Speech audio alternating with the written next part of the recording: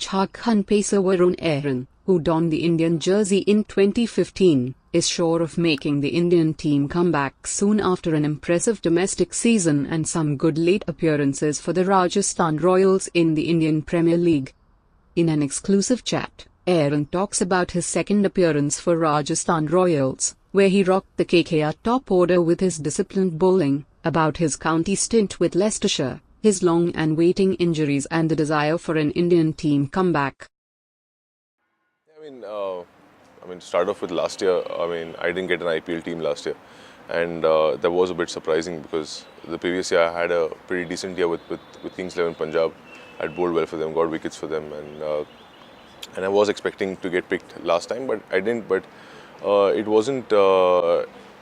It didn't really upset me in any way because I always wanted to play county cricket for a season or even like half a season of county cricket, which happened by default last year. Which was a real blessing in disguise because I could just spend so much more time on my skill set and work on things which I couldn't before because I was playing cricket all the time in India, and yeah, I'm really grateful that Rajasthan Royals picked me up this year in the auction, and I was really kicked and keen to play for them to start with. The opportunities didn't come in the beginning, which was obviously a managerial call, and they had certain plans which I can't really comment on. But I was just waiting for that opportunity, and it came a little late. But still, it was at a time when the team really needed victories, and I was really glad that I could contribute to two of them. Yeah, it has helped me because. Like I said, it's just given me a lot of time away from the Indian circuit and to play in conditions and in a space which I found really suitable to the kind of person and to the kind of game I have. It just helped me work on so many things and understand things about myself better more than anything else. And I've just brought those learnings into the domestic season this year to start off with, and now the IPL, which is really helping me.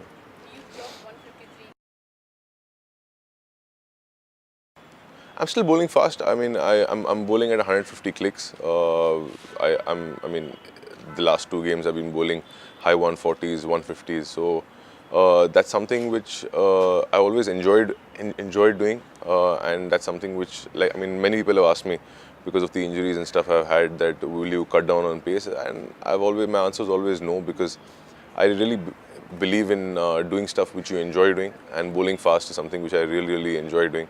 I've been doing it since I was a kid, and I don't see any reason why I won't. And I still am able to do it because I work really hard off the field and even on the field to keep my body in good shape and bowl those high speeds. It's something which you really don't want happening to you because it breaks a lot of momentum. But saying which, my injuries have taught me a lot. They've taught me to bounce back from adverse situations and keep my head high and keep working to my target.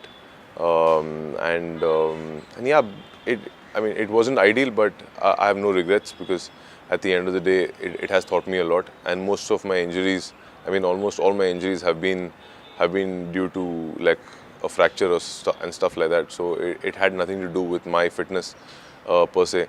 So at the end of the day, when I look at myself in the mirror, I'm a happy man. See, the Pace Foundation, I've always said, has been really instrumental in me being a fast bowler and continuing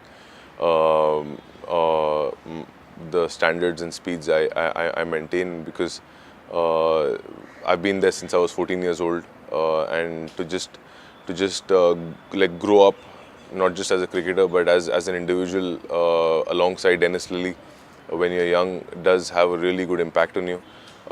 Just his ideals, the way he thinks about fast bowling and stuff like that had a really permanent impact on my mindset. And I feel MRF is one of the premier places to train as a fast bowler.